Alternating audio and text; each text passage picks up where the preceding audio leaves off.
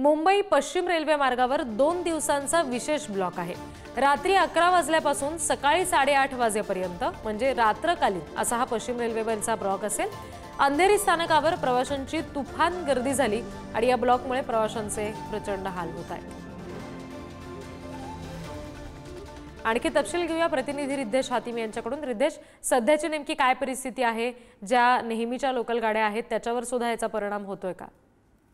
नक्कीच आपण पाहिलं तर पश्चिम रेल्वेने 24, 25 आणि 26 जानेवारीला जम्बो ब्लॉक घेण्याचा निर्णय घेतला आहे।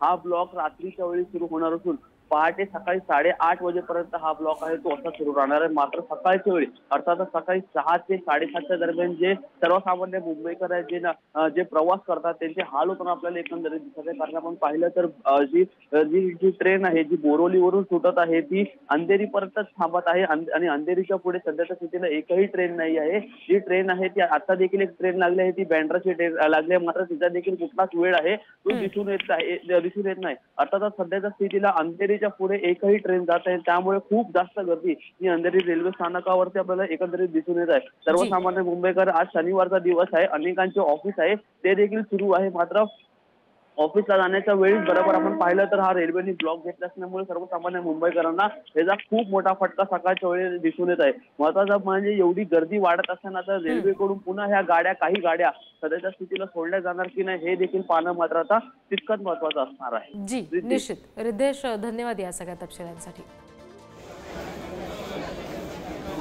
अंधेरी स्थानकावर प्रवाशांची ही तुफान गर्दी झाली, ब्लॉकमुळे प्रवाशांचे प्रचंड हाल झाले। मुंबई पश्चिम रेल्वे मार्गावर 2 दिवसांचा हा विशेष ब्लॉक आहे।